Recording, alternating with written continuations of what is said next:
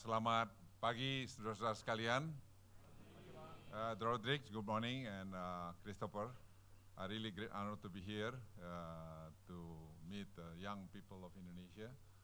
Saya senang sekali sama ketemu di sini dengan Anda sekalian. Nama saya Luhut Panjaitan.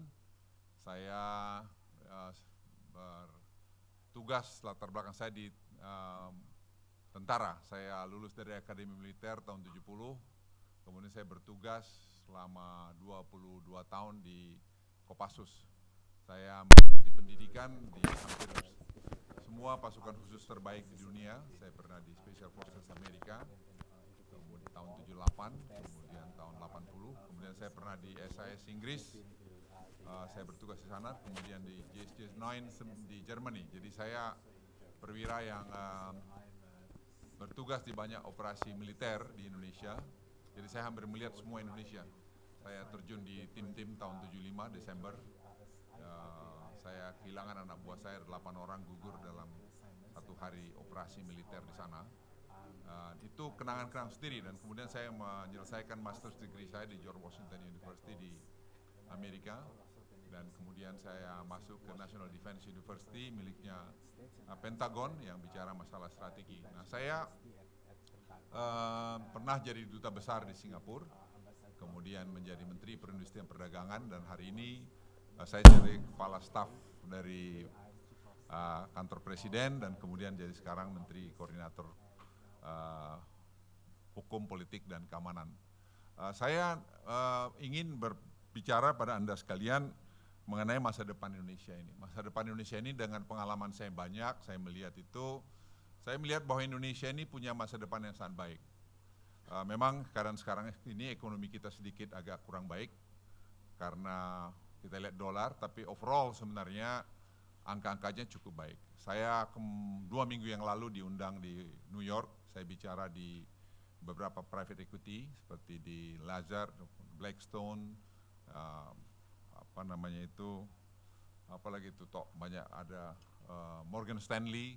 Saya bicara diskusi dengan mereka mengenai bagaimana prospek ekonomi Indonesia, dan dari kesimpulan pembicaraan kami, kemudian juga saya minggu lalu diundang di Milken Institute seminar simposium, saya jadi panelis di Singapura. Semua pertanyaan-pertanyaan itu semua memberikan apresiasi terhadap apa langkah-langkah pemerintah untuk perbaikan ekonomi. Memang ada masalah kita persepsi mengenai rupiah, depresiasi rupiah. Depresiasi rupiah ini memang kelihatan agak kurang baik, kira-kira hampir 15%, tapi overall kalau kita bandingkan dengan negara-negara di ASEAN, kita masih cukup baik. Nah, tapi kalau kita lihat sekarang kemampuan ekonomi secara umum juga menurut saya juga baik. Hai Maria Ressa. Oh, you are there, okay. Maria Ressa ini adalah teman lama saya. Ya, been friend maybe since 1990, maybe even earlier than that ya. So satu ketika saya pernah membantu Maria Ressa evakuasi dari Dili pada tahun 98 ya, waktu reformasi. Jadi saya mengevakuasi Maria Ressa, jadi Maria Ressa is very old friend of mine. Saya senang sekali ketemu Maria Ressa sini. I didn't know that, I thought that you are not here. Okay. Ya, jadi para anak-anak muda sekalian, saya juga datang, saya ajak anak saya yang paling bungsu, ada Carrie stand up please. Ya.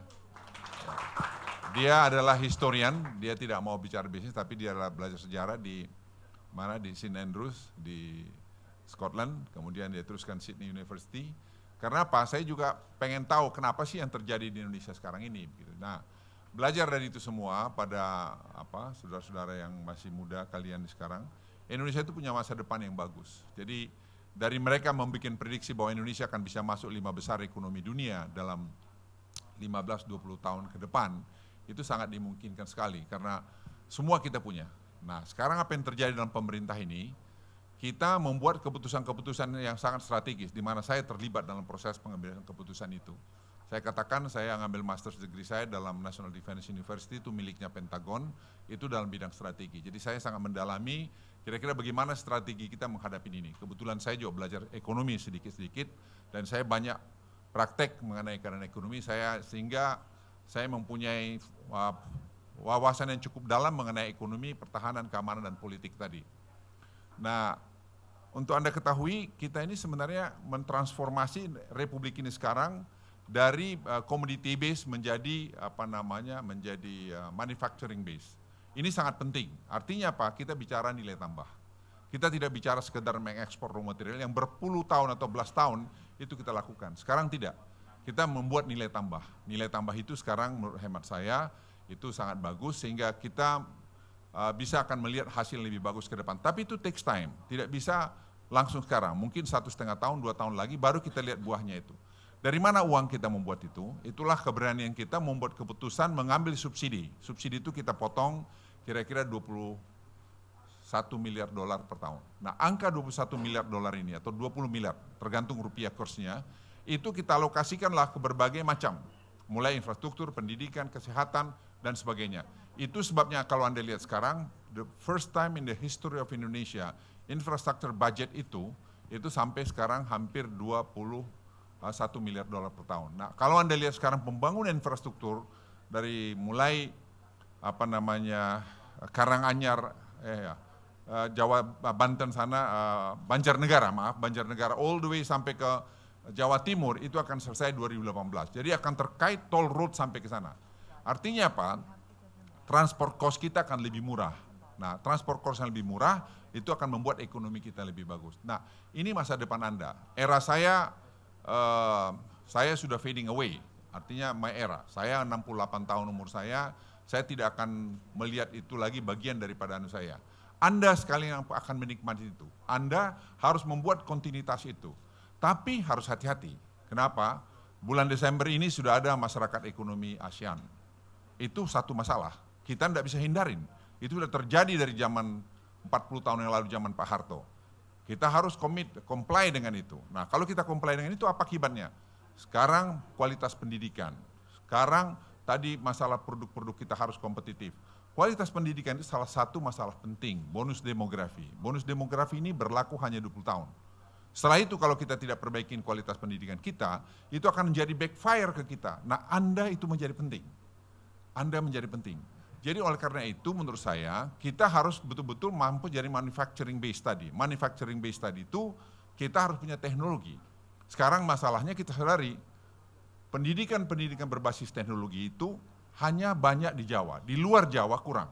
Nah, itu kewajiban kita semua. Sekarang kami dorong supaya bidang-bidang teknologi IT, bidang engineering, bidang masalah pembangunan itu harus ada yang berkualitas di luar Jawa. Pada umumnya semua di Jawa. Jadi pemerataan itu penting. Itu sebabnya kalau Anda lihat slogan daripada sekarang pemerintah ini adalah tadi growth dan equality. Jadi tidak hanya bicara pertumbuhan, tapi kita juga bicara pemerataan. Karena pemerataan itu kalau tidak ada, itu akan membuat instabilitas. Apa yang instabilitas tadi? Karena ketidakpuasan. Apa yang disebut kalau bahasa Inggrisnya civil disobedience, pembangkangan sipil. Nah, pembangkangan sipil terjadi karena perasaan tidak puas. Apa misalnya kasus contohnya itu? Misalnya kepemilikan lahan. Misalnya jangan berlebihan. Plasma itu harus ada 30%. Kita selama ini tidak pernah memperhatikan itu. Sekarang pemerintah fokus itu, mulai lihat. Kita mau bangun sekarang jalan perbatasan Kalimantan Utara, itu tol road sepanjang jalan sudah mulai sekarang. Itu kita pengen ada kelapa sawit di sana. Tapi kepemilikan tidak lagi boleh orang konglomerat saja. Harus diberikan lebih banyak lagi kepada plasma tadi. Nah, itu salah satu tadi masalah-masalah pemerataan tadi. Tadi saya bicara ekonomi, saya bicara pemerataan, saya bicara sekarang keamanan. Keamanan, yes, masalah ISIS, masalah narkoba, itu adalah musuh besar kita. Narkoba ini, saya ketemu kemarin di Jawa Timur dengan 18 kiai-kiai terkenal, kita bicara masalah dua hal ini. Saya surprise sekali Bapak Kiai itu mengatakan bahwa narkoba pun, ekstasi pun sudah mulai menetrasi kepada pesantren. Ini harus kita hadapi bersama.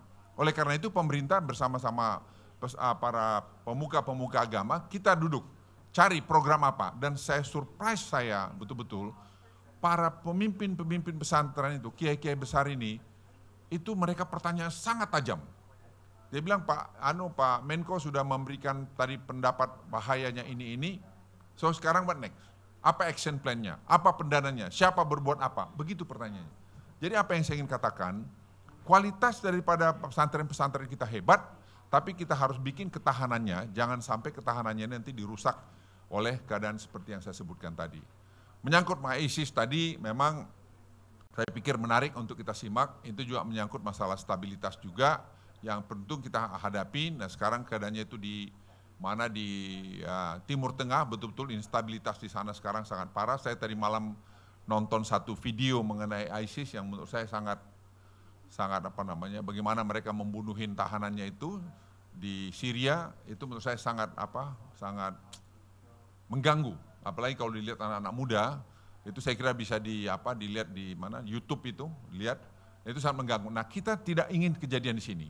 Negara ini yang besar seperti ini, 250 juta penduduk ini, menurut hemat saya harus memelihara stabilitas dengan apa yang kita miliki sekarang. The founding father kita sudah membuat Indonesia ini begini stabil. Nah kita jangan mengganggu itu lagi. Nah Anda yang muda, Anda sebagai generasi muda, saya mohon perhatikan tadi masalah pertumbuhan ekonomi tadi, masalah pemerataan tadi, masalah tadi bonus demografi tadi, masalah tadi keamanan ini, narkoba ini, Anda tolong perhatikan. Karena narkoba ini salah satu menurut saya silent killer. Saya waktu duta besar di Singapura, saya pernah berkunjung kepada Drugs Rehabilitation Center di Singapura.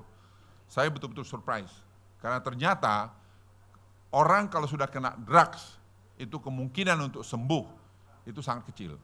Kalaupun dia sembuh, kembali dia ke habitatnya, ke crowdnya, itu pasti kena lagi, hampir pasti kena.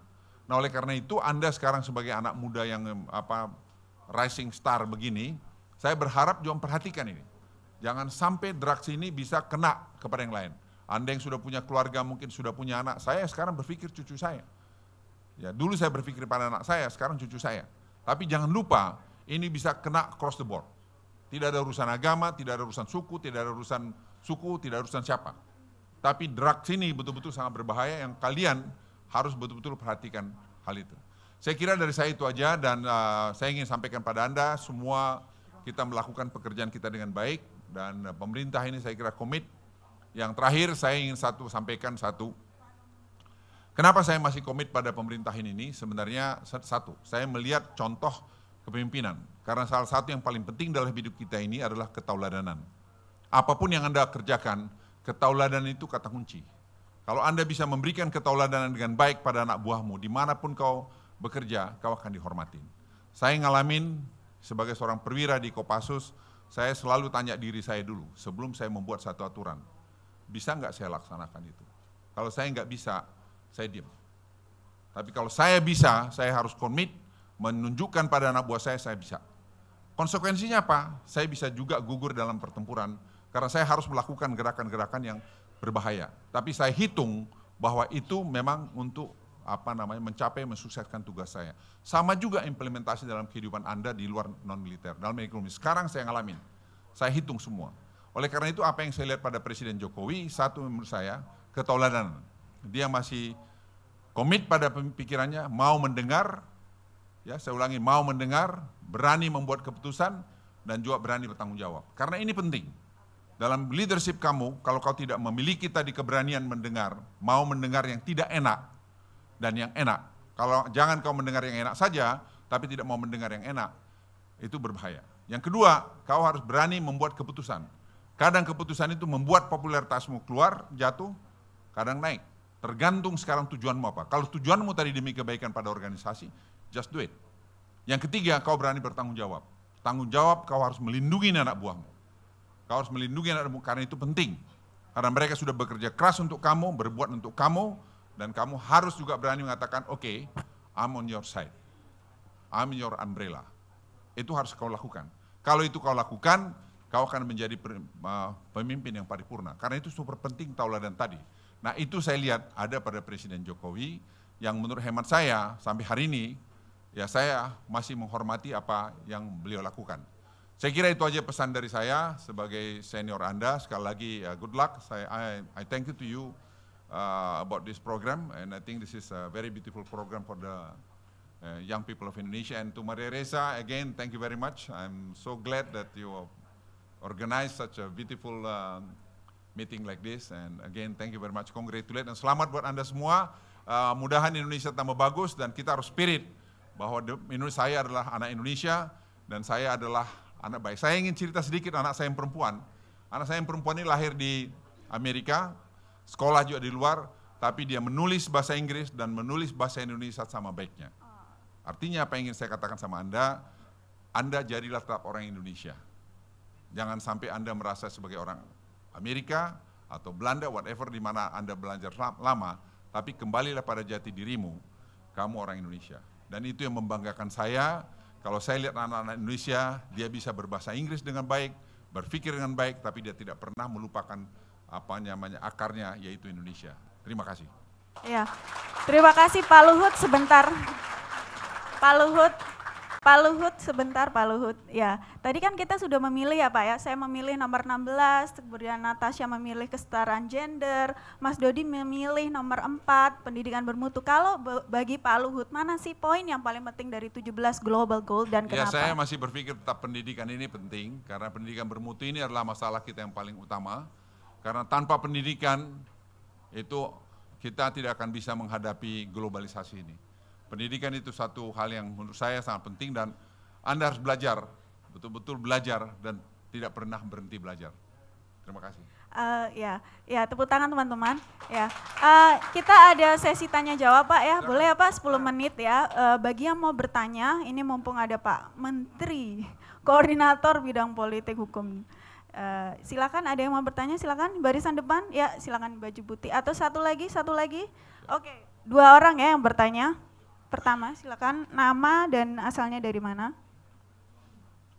Baik, Assalamualaikum warahmatullahi wabarakatuh. Waalaikumsalam. Perkenalkan Pak, nama saya Ahmad dari FISIP Universitas Indonesia.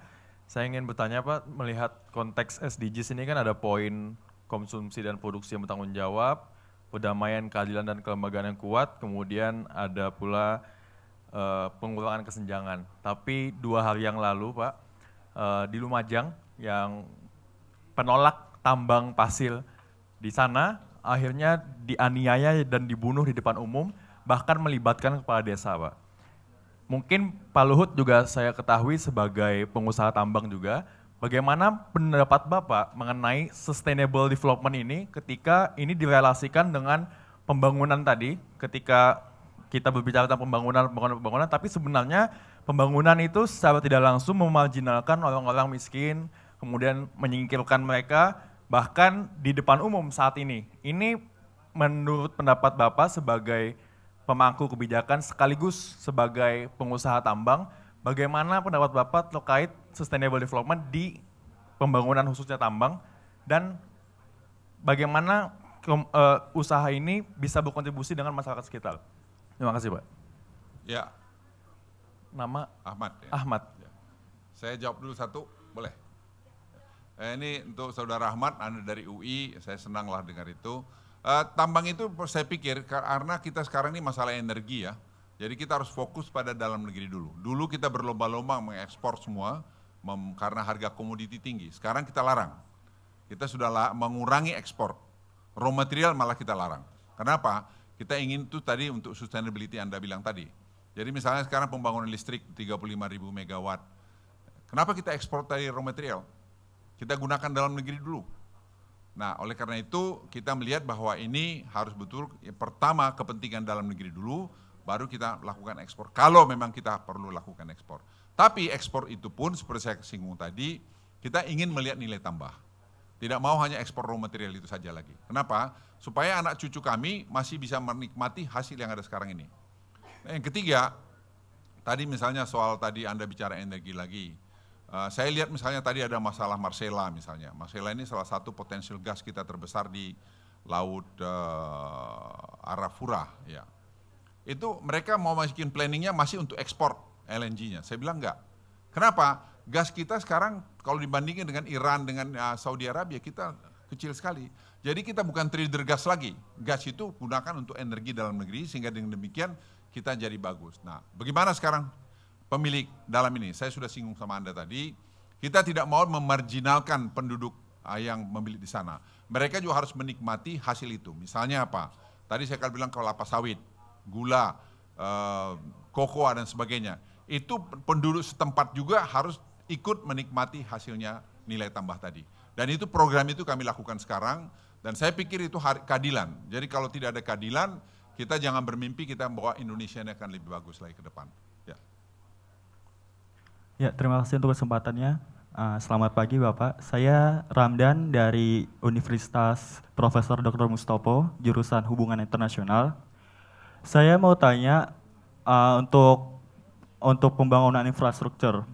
Saya sangat apresiasi sekali terhadap pemerintahan Jokowi JK untuk membangun infrastruktur secara besar-besaran dari Sabang sampai Merauke. Karena saya tahu di World Economic Forum, Indonesia ada di urutan 77 dengan infrastruktur agak terburuk di dunia. Nah, untuk infrastruktur itu kan kita bisa nikmatin dari hasil itu setelah 5 sampai 10 tahun ke depan. Dan itu jangka panjang. Nah, untuk jangka pendeknya, apakah pemerintah Jokowi JK mempunyai program yang konkret untuk mensejahterakan 250 juta rakyat Indonesia atau gimana? Karena saya banyak dengar karena banyak orang yang teriak-teriak tentang harga mahal, harga beras mahal, kebutuhan pokok mahal. Ada nggak yang membuat kebijakan itu yang membuat 255 juta orang rakyat Indonesia menjadi sejahtera di jangka pendek ini? Terima kasih. Ya, pertama gini, mengenai infrastruktur ini memang salah satu yang sangat besar. Tidak perlu 5 tahun sebenarnya, dalam 3 tahun ke depan kita akan lihat hasilnya itu. Kenapa? Karena sekarang cost of transportation kita itu dalam satu cost besar itu hampir 14, Jepang itu hanya 4,9%. Nanti Anda lihat di Google itu angkanya. Jadi tepatnya 14,7 kalau tidak keliru. Terus di Jepang itu mungkin 4,9. Target kita dalam 5 tahun ke depan itu harus bisa setengah-tengah, di 7,5%. Apa dampaknya itu? Dampaknya itu pada ekonomi itu kan tinggi. Akibatnya apa? Tadi menyangkut pada harga. Itu juga akan nanti mempengaruhi kepada harga-harga di kita. Harga pangan di Indonesia, kalau Anda lihat sekarang di ASEAN, banding ASEAN, kita termasuk paling mahal. Kenapa? Tadi cost transportation tadi. Nah, jadi ini kita lakukan bagus benar-benar dengan cepat karena cost of transportation ini sangat berpengaruh sekali terhadap masalah harga-harga. Yang kedua tadi mengenai masalah apa yang immediate program untuk kita bisa segera membuat harga-harga ini bisa terkendali begitu. Saya sudah singgung tadi kita akan mengeluarkan paket, sudah dikeluarkan, tapi yang paket immediately saya kira adalah tax amnesty tadi. Kita forget the past, kita looking forward gitu. Artinya apa? Database pajak kita ini kita akan betul-betul lengkapi. Dengan tadi kita melakukan tax amnesty, maka database pajak kita akan lengkap sehingga number of taxpayer itu akan tambah. Sekarang taxpayer kita itu harus berada pada angka kira-kira 931 ribu orang. Padahal kelas menengah kita 40 juta. Yang sudah punya NPWP 27 juta. Jadi disiplin kita aja. Nah sekarang kita berharap, masa iya kita nggak bisa taxpayer ini kita tingkatkan dalam 2-3 tahun lagi menjadi katakan 2 juta atau 1,5 juta gradual, sehingga apa? Penerimaan kita pajak itu akan meningkat. Nah sekarang penerimaan pajak kita 1.200 triliun, ya saya berharap dalam 5 tahun ke depan kita bisa mungkin menerima pajak itu bisa sampai ke 2.200 triliun. Nah angka-angka ini saya pikir akan banyak nanti berpengaruh kepada harga pangan tadi, satu. Yang kedua, kita berupaya betul-betul sekarang untuk mendorong pertanian ini jalan. Apa itu? Sekarang dana desa, kita berikan dana desa tahun ini 20 triliun. Tahun depan itu 40 triliun. Nah, desa sebanyak 74 ribu desa sekian ini, itu akan dapat kira-kira rata-rata 900 juta rupiah. Mereka akan menghidupkan ekonomi daerahnya. Nah, ekonomi daerah ini akan membantu juga tadi meredam harga-harga tadi. Di samping itu tadi kita berikan juga bantuan kredit murah. Sekarang kredit untuk UKM itu kita turunkan dari 22% menjadi 12% tahun ini, tahun depan 9%. Apa maksudnya? Supaya small medium enterprises atau kelas menengah ekonomi itu bisa jalan. Selama ini tidak ada itu. Selama ini misalnya orang pinjam di tengkulak ya namanya. Itu bisa mungkin sampai berapa? 30-40%. Sekarang tidak, kita ngasihkan mungkin sepertiga dari itu, seperempat dari itu. Nah, upaya-upaya seperti ini terus terang kita lakukan terus supaya tadi bisa meredam. Yang terakhir, pemerintah menyediakan ketersediaan saya sudah singgung tadi 9 bahan pokok supaya ada jumlahnya tetap baik, harganya juga terjangkau. Misalnya apa? Beras.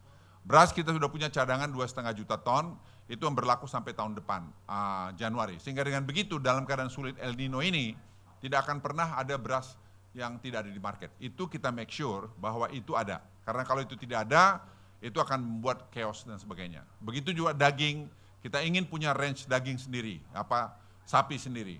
Begitu juga telur, ayam, jagung kita masih impor, kita pengen sekarang jagung ada. Presiden mewajibkan sekarang supaya ada nanti ladang jagung. Karena jagung itu kita masih impor hampir 2 juta, 3 juta ton. Luar biasa. Padahal tanah kita banyak. Nah oleh karena itu langkah-langkah semacam ini sekarang dengan dana kita yang ada, kita bisa mendorong semua. Tapi saudara sekalian, memang perlu kesabaran kita bersama dan memang kita melalui masa-masa sulit. Dan kemarin memang harga komoditas itu bagus, tapi kita hanya bertumpu pada harga komoditas, tidak mendorong nilai tambah itu sehingga sekarang kita pada sekarang baru melakukan ini, terus terang ya pilihan yang sangat sulit. Tapi saya pikir sepanjang tadi Presiden memberikan contoh dan 1,5 tahun ini kita bisa memanage ini, saya percaya kita akan melewati masa-masa sulit ini. Silakan, masih ada tanya lagi? Oke, satu lagi. Ya. Satu lagi ya, satu lagi. Ya, oke. Satu saja ya, karena kita akan masuk sesi berikut. Ya, terima kasih Pak dan kesempatannya. Saya Stella Leonardo dari FISIP Universitas Nasional Hubungan Internasional. Sebenarnya mungkin bukan pertanyaan ya Pak, tapi saya sekedar mau share gini Pak. Kemarin saya dapat kesempatan untuk mengikuti suatu program dari Kementerian Maritim, yaitu Ekspedisi Nusantara Jaya.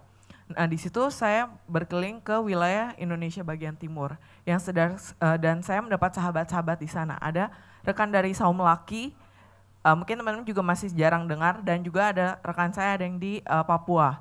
Kami berkoneksi terus, tapi Pak sayangnya gini Pak, kami berkoneksi hanya lewat SMS karena sinyal di sana tuh sangat susah.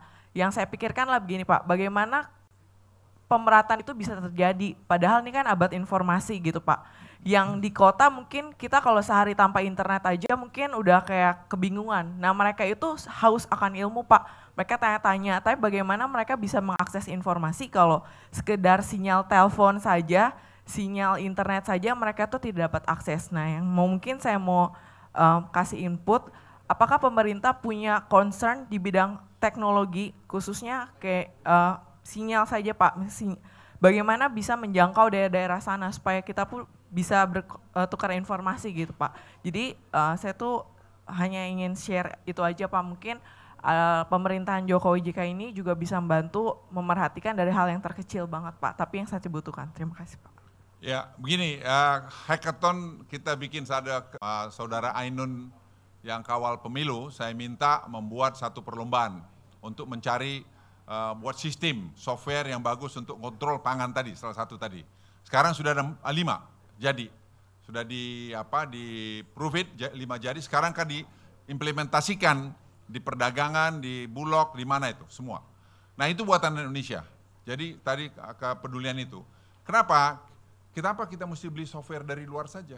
Kita kembangin lah, bahwa ada kurang anak-anak negeri ini masih, ya enggak apa-apa. Nah Presiden terima mereka. Jadi Ainun CS ini kemarin ada 200 lebih peserta atau 400 peserta seluruh Indonesia, macam-macam klub-klub itu berlomba membuat satu software untuk bagaimana kita bisa memonitor pangan itu, dan sehingga dengan demikian tadi tengkulak-tengkulak itu untuk menaikkan harga pangan ini bisa kita monitor. Concern mengenai tadi pertanyaan Anda mengenai pemerataan itu tadi betul. Nanti Presiden akan pergi ke Silicon Valley. Saya kemarin 10 hari yang lalu dari Silicon Valley, kita pergi ke Apple. Apple itu membuat apa yang disebut, Anda bisa Google, LOON, LOON. LOON ini balloon program, itu sekitar 22 km di atas. Nah itu yang menjadi di daerah-daerah terpencil akan mengcover nanti masalah internet tadi. Dan kelihatannya kita mau coba di daerah Papua, di daerah Maluku, daerah Sulawesi, daerah Kalimantan yang masih internetnya tidak bagus akan di-cover dengan itu, termasuk NTT, NTB tadi. Nah, kalau itu tercover, saya berharap memang tadi kesenjangan terhadap internet itu dan kemudian pendidikan akan kita bisa lebih bagus lagi. Nah, LUN ini saya lihat programnya dibuat anak-anak muda juga. Ada saya ketemu anak Indonesia hampir 60 orang, yang mungkin 100 orang, tapi yang kemudian datang mungkin beberapa puluh orang dalam pertemuan di Silicon Valley. Nanti Presiden akan datang sana, akan didemokan mengenai LUN ini, dan mungkin Indonesia akan negara kedua mungkin yang mencoba menggunakan nanti kalau jadi. Kita akan bikin model dulu, kalau itu sukses nanti kita akan kembangkan di daerah-daerah yang saya sebutkan tadi. Presiden ini sangat terbuka dengan pikiran-pikiran anak muda, dan beliau banyak pakai anak-anak muda untuk ke depan ini bisa mengembangkan republik kita yang kita cintai ini. Sekali lagi saya ingin katakan sama Anda, kita sangat-sangat paham akan kesulitan yang ada sekarang, dan kita sangat paham sekarang atau mampu mengidentifikasi masalah-masalah, dan kita address satu-satu masalah itu. Tapi yang ingin saya sampaikan pada Anda sekalian, ini bukan persoalan overnight solution, tapi ini sangat mendasar, dan saya yakin dalam 1 tahun, 1,5 tahun kita akan mulai melihat buahnya dengan baik. Nah, selama 1 tahun ini seperti saya singgung tadi, masalah harga-harga kita coba maintain dengan strategi kita tadi, sehingga dengan demikian rakyat kita itu jangan sampai kelaparan atau kekurangan pangan. Saya kira itu aja dari saya lagi. Ya. Oke, terima kasih, tepuk tangan untuk Pak Luhut. Banyak sekali pertanyaannya Pak ya. Oke, terima kasih Pak Luhut. Terima kasih ya. Iya, dan tidak afdol rasanya kalau kita tidak mendengar